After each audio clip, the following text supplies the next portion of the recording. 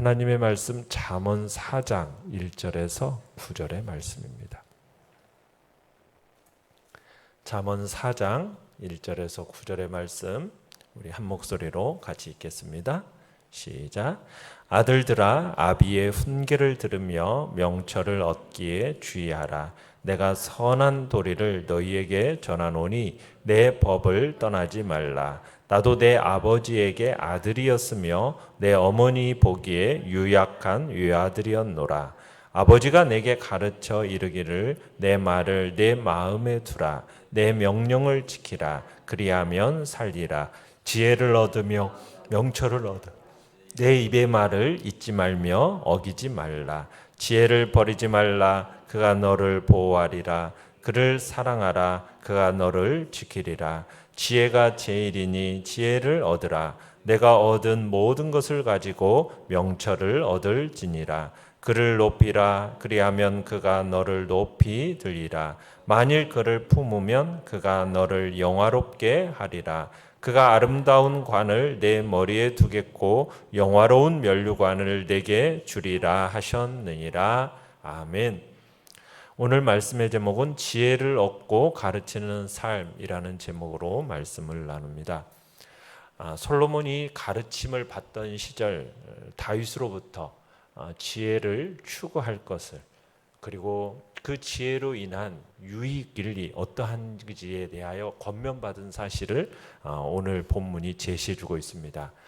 그러니까 아버지가 자신의 아버지로부터 이렇게 받은 그 훈계를 아들들에게 이렇게 전달하는 그런 회고문 형식으로 오늘 본문이 지금 진행되고 있어요. 그러니까 신앙을 잘 전수하도록 아버지로부터 권면을 받고 그대로 이행한 그 한 사람이 그 결과 그 권면 그대로 효과를 보고 나서 이것을 다시 자기 자녀에게 고스란히 전달하는 형식의 글, 지금 그런 식으로 오늘 본문이 나타나고 있다는 겁니다. 그러니까 지금 이 효과는 이미 자녀들도 알고 있어요. 아버지가 전해주었던 그 교훈을 그대로 전달하는 것만으로도 충분한 교육적인 효과를 거둘 수 있는 거거든요.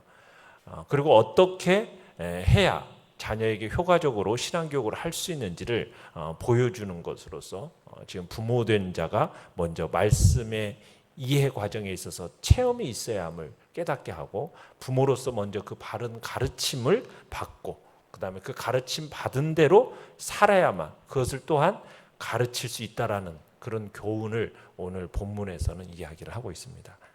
내용 관찰 문제 1번을 보시면은 아버지가 아들에게 가르치는 내용은 원래 누구로부터 온 것입니까? 3절 4절 같이 한번 읽어보겠습니다. 시작.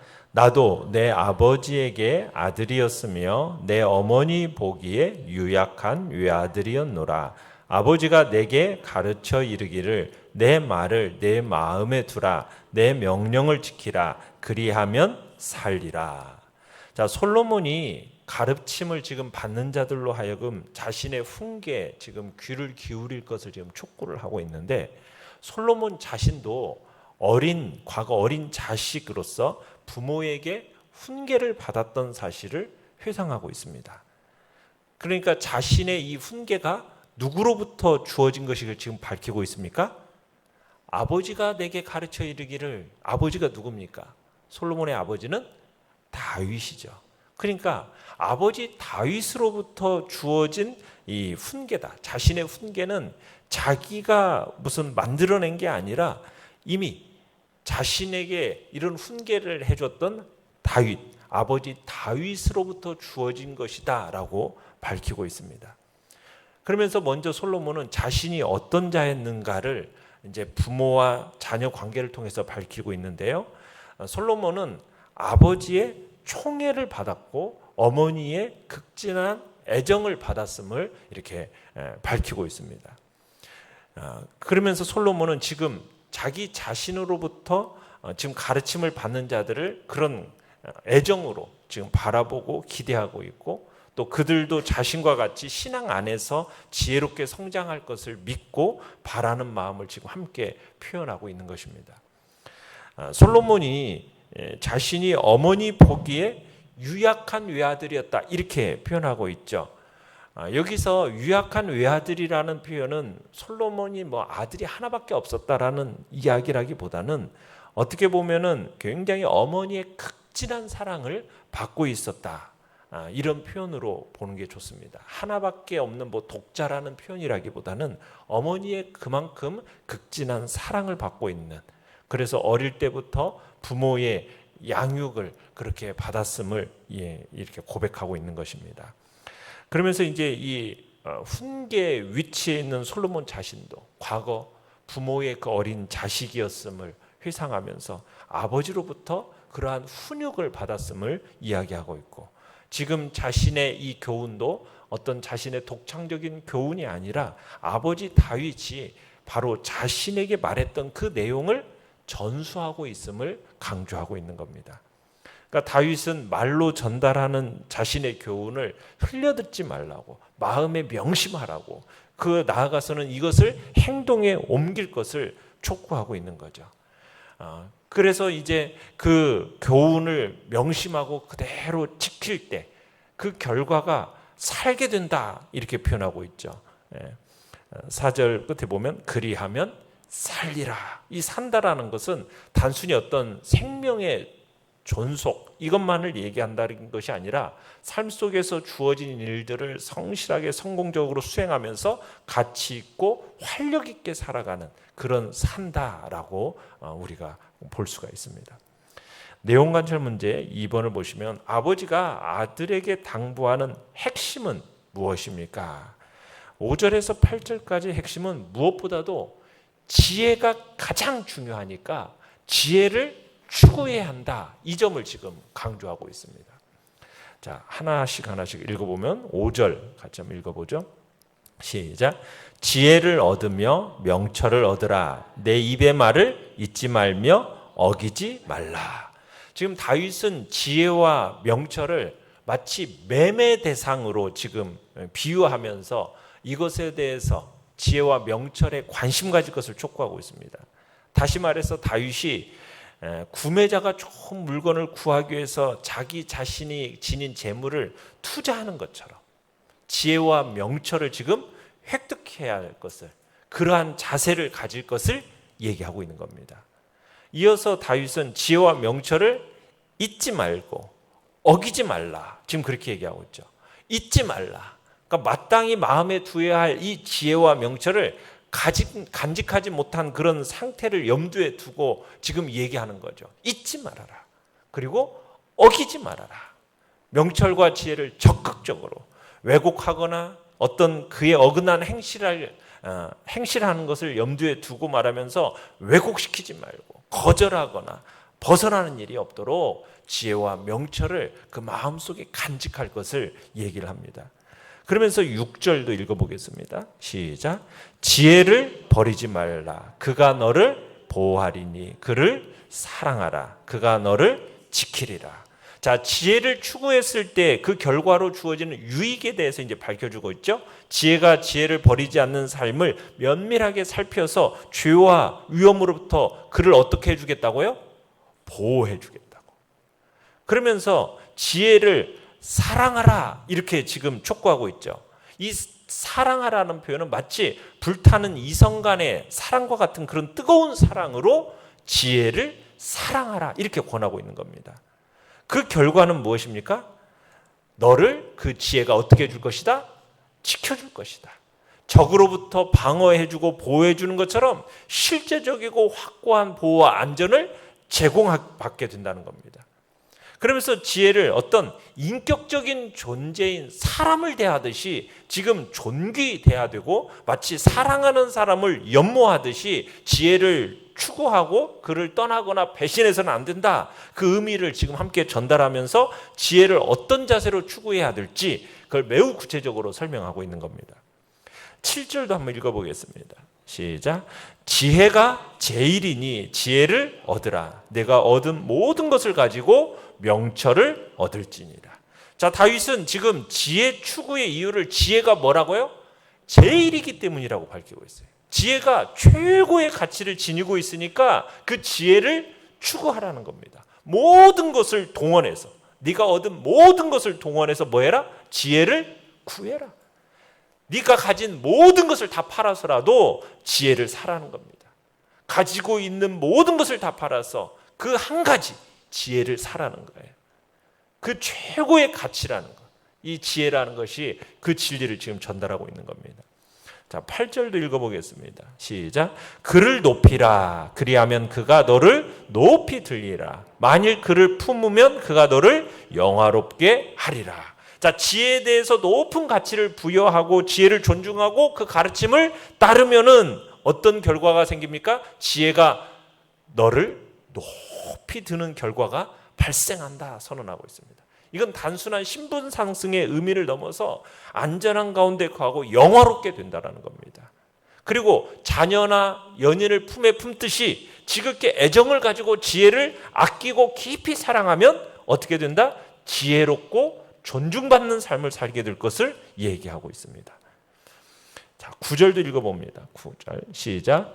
그가 아름다운 관을 내 머리에 두겠고 영화로운 면류관을 내게 주리라 하셨느니라. 자, 이렇게 지혜를 존중하고 지혜에 대해서 깊은 애정을 가지는 자는 지혜가 바로 그러한 자의 머리에 아름다운 관을 씌워준다라는 겁니다. 지혜를 가진 자가 왕이 누리는 그런 영화와 같은 최고의 영화를 누리게 될 거라는 거죠. 왕의 면류관이 통치권의 행사와 깊은 관련이 있듯이 지금 선하고 아름다운 영향력, 어떻게 보면 영화롭고 보배로운 그런 행사를 이루게 될 것을 지금 얘기를 하고 있는 겁니다. 그만큼 지혜가 가치 있는 일이니 지혜를 그렇게 어떻게 하라고요? 지혜를 그만큼 마음에 품고 지혜를 최고의 가치로 여기면서 가장 중요하게 여기며 추구할 것을 얘기하고 있는 것입니다. 자, 이제 3번을 같이 한번 읽어보겠습니다. 3번 영과 묵상 문제 3번입니다. 솔로몬이 아버지로부터 배운 지혜의 중요성을 자신의 아들에게 다시 반복해서 강조하는 이유는 무엇이겠습니까?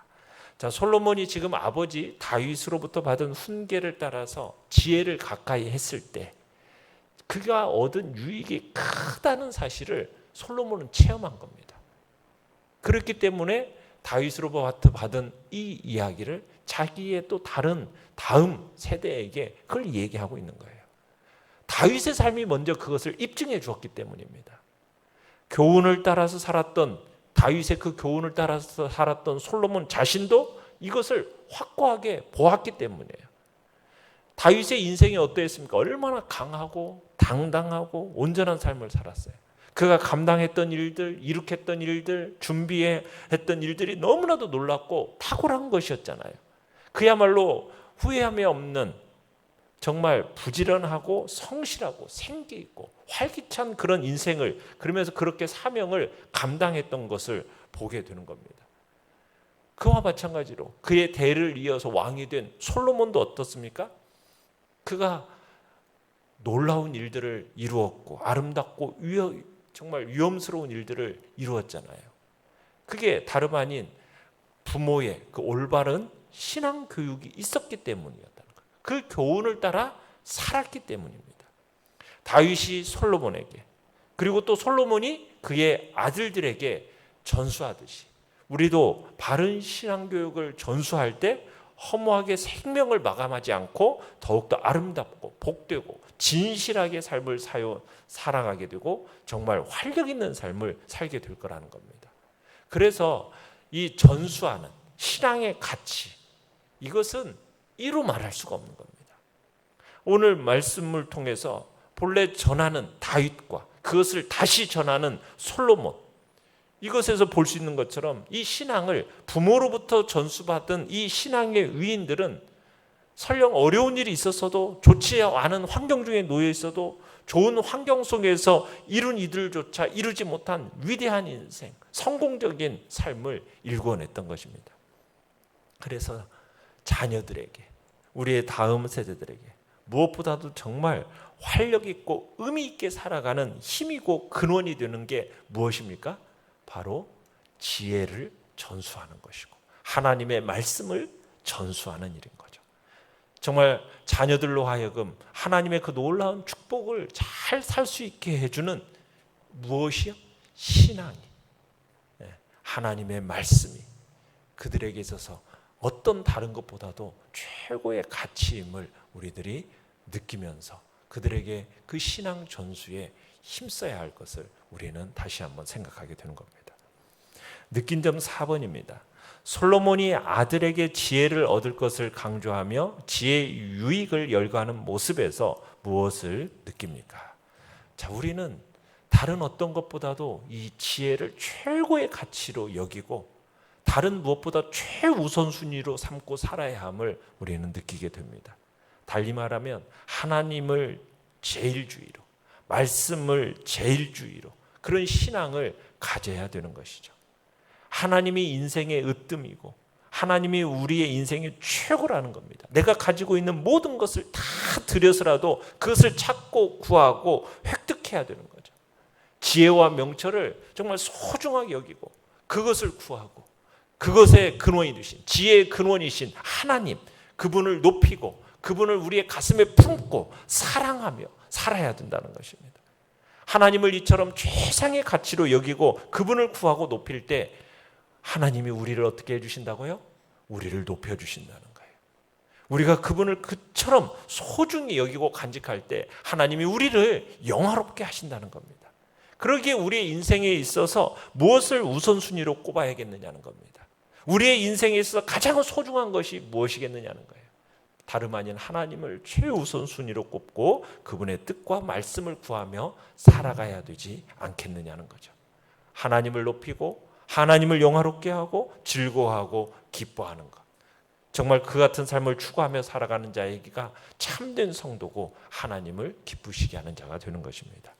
오늘도 우리가 다른 세상의 어떤 것보다도 최우선순위, 최고의 가치를 바로 지혜, 곧 하나님의 말씀에 두고 그 모든 지혜의 근본이고 근원이 되시는 하나님을 경외하는 일에 우리가 마음을 더 힘써 쏟아야 할 것입니다.